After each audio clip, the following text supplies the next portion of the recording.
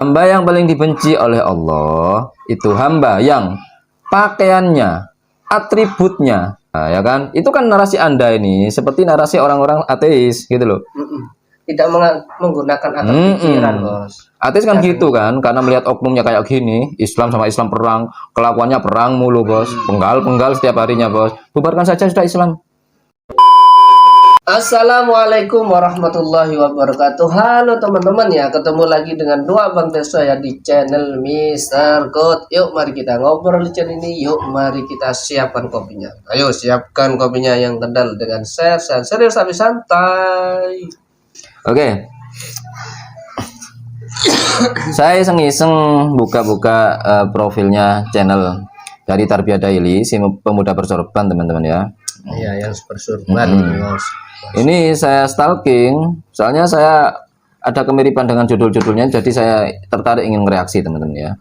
Yang pertama ini yang terbaru, NU Aswaja dibubarkan saja, mengenai Buya Rozi Hasyim ya. Kemudian video kedua nggak ada.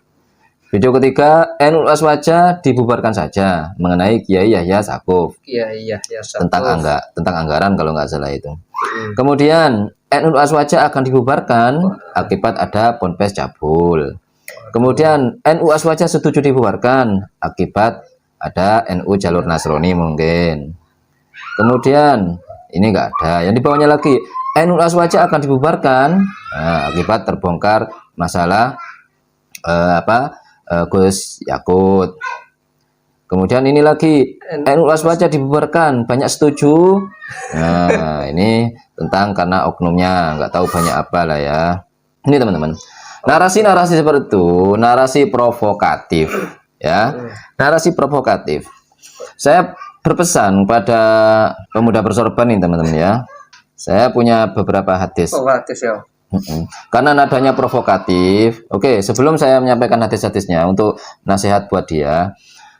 Apa alasan Anda ingin membubarkan NU Aswaja atau Aswaja NU apa? Konten-kontennya judulnya banyak seperti itu, ya kan? Dikit NU Aswaja, dikit NU Aswaja, bubarkan. Setuju apa enggak? Nah, itu kan bernada provokatif teman-teman ya. Dia mengajak nanti kalau kalian yang dibubarkan mewek. Nanti dikiranya fitnah, arogan, radikal. Kalian saja yang sedikit sudah berani kayak gitu. Dibubarkan apa yang mau dibubarkan, ya kan? Insya Allah kami Aswaja tidak terpancing dengan narasi-narasi receh seperti itu teman-teman ya. Dia hanya charper saja sebenarnya ya, carmuk saja sebenarnya ya, biar terkesan apa gitu. Dia sekedar cek ombak teman-teman ya. Dia ngecek ombak. Seberapa banyak orang yang nggak setuju, dia ngecek ombak. Kalau banyak terlalu kemudian sukses dia pancingannya, bisa viral. Nah itu berpotensi teman-teman ya, berpotensi semakin berani. Sama lah kayak Ustadz dia itu. Kayak dulu siapa? Mungkin Pak Khalid Basalamah bos ya, yang mengharamkan hormat pada bendera. Kemudian klarifikasi minta maaf. Kemudian setiap kontennya sudah ada bendera Indonesia sekarang. Itu mereka itu cek ombak teman-teman ya, cek ombak. Seberapa banyak efek yang setuju atas statementnya itu. Sama kayak Abu Taimiyah kemarin itu, Ustadz itu Abu Taimiyah. Dia hanya cek ombak. Seberapa banyak yang setuju? Jika banyak mendominasi, nah akan datang bos ya. Akan naik ke level selanjutnya statementnya itu, gitu loh bos. Mereka tuh kayak gitu, hanya cek ombak saja. Sama kayak kemarin. Pokoknya mereka yang statement radikal, mereka itu sebenarnya ngecek ombak. Jika masih minim, masih sedikit yang setuju dengan pendapat mereka, mereka akan kembali low profile lagi, slow lagi agar terkesan toleran, fleksibel begitu. Tapi nanti jika kayak gitu lagi, banyak lagi yang dukung, cek ombak lagi akan mengeluarkan fatwa yang berbau-bau radikal dan mengundang chaos teman-teman ya, yang mengundang chaos kayak gitu teman-teman ya. Mereka hanya cek ombak. Oke. Daily Tarbiyah, abang-abang bersorban ya, pemuda bersorban ini kenapa? Sering menggunakan judul NU Aswaja dibubarkan ya. Sering sekali. Apa masalahnya gitu loh? Apa di situ karena ada ponpes yang cabul bos. Ya. Oke. Kemudian Gus Menak bos ya. Gus Menteri yang terkait katanya kuota haji, kasus kuota haji, padahal masih belum masuk ke penyidik, masih ditelaah saja apa memenuhi syarat apa enggak ini dalam kasus korupsi gitu loh. Kemudian apalagi Gus Yahya, mungkin yang ke si Rewel atau gimana bos ya. Pokoknya yang itulah ya. Oke. Kalau masalah pencabulan akan kami balikkan ini ke Anda, ke manhaj Salafi Wahabi. Di Saudi itu banyak pencabulan. Bahkan ratingnya Saudi dari 5 bintang, ratingnya Saudi 4 kasus pencabulan di negara-negara Islam dunia. Bahkan di seluruh dunia itu ratingnya 4. Ya, pernah saya baca, tapi saya mau nyari kelamaan waktunya mepet, oke? Bisa nanti kapan-kapan saya tampilkan. Ratingnya 4. Bahkan setiap tahun, bos ya. Setiap tahun kan pasti rame TKW yang diperkosa. Belum para syekhnya, belum para guru-gurunya, dosen-dosennya di sana. Banyak juga, gitu loh. Bahkan ada juga seorang guru dari Mesir ditembak oleh murid, bos. Muridnya Wahabi ini nembak gara-gara nggak puas dengan nilainya. Dibunuh, bukan ditembak, dibunuh pokoknya. Entah dengan cara apa ya, dibunuh. Itu ada kasusnya, teman-teman ya. Kemudian masalah kasus korupsi. Saudi sekarang menciduk sekitar 300 lebih pejabat-pejabat negaranya yang tersandung korupsi. Bahkan ada beberapa kasus yang uang hasil korupsinya itu disembunyikan di masjid. Ada seperti itu ya. Kemudian apa? Masalah kemesraan dengan si Rewel. Waduh, NU ini ke sana misi perdamaian, hanya menyampaikan nasihat perdamaian dengan cara yang bijak ya, cara yang hasanah, bil mau'izatil hasanah ya.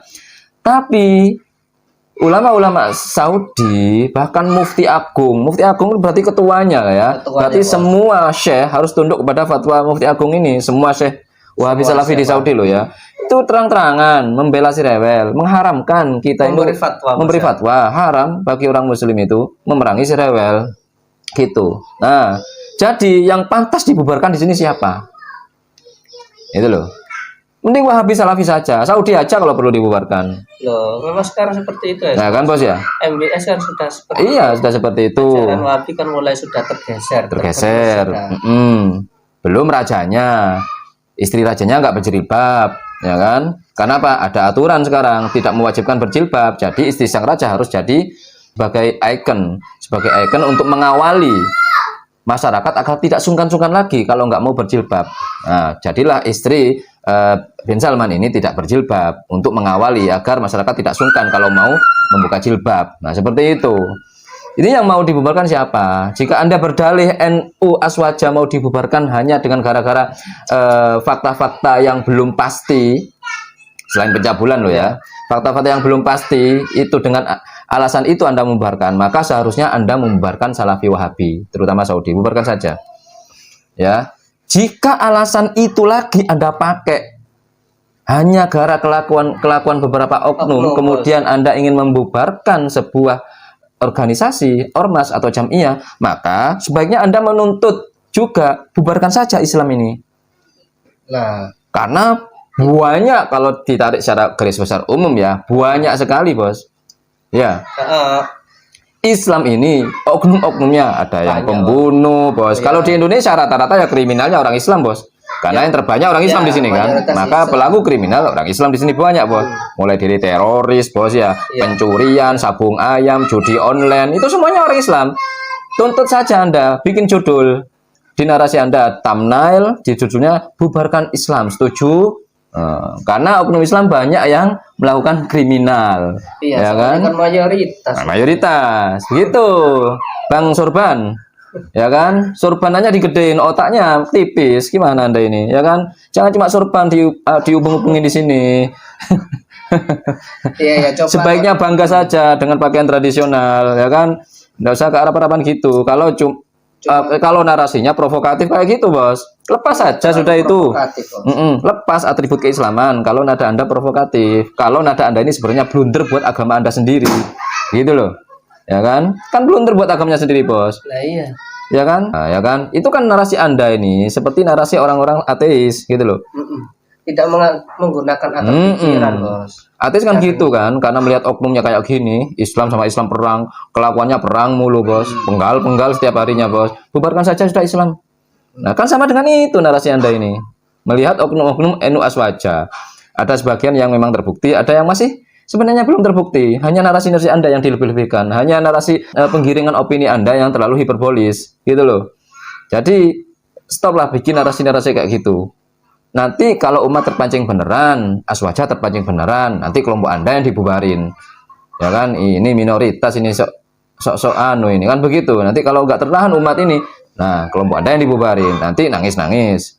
Nanti bilangnya kami difitnah, kami ditindas, kami didolimi.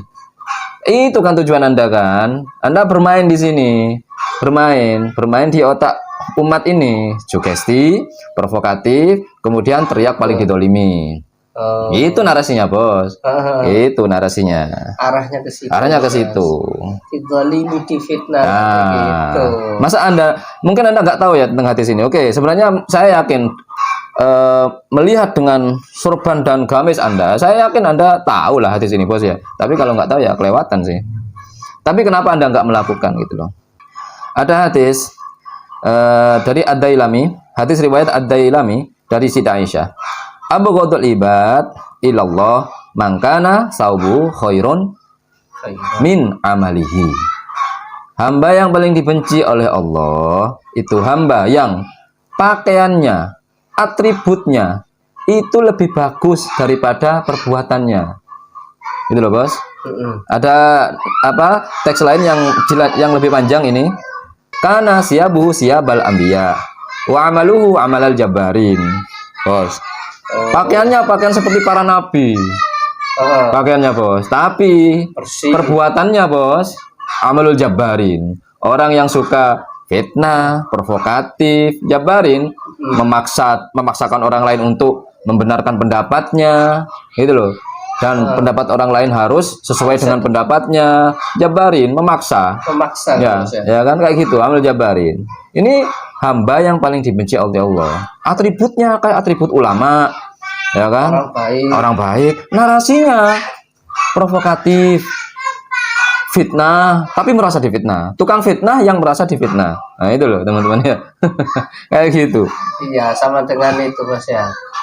Ayam berbulu domba itu, Bos. Hadis ini selaras dengan hadis ini, Bos. Hadis tersebut selaras dengan ini.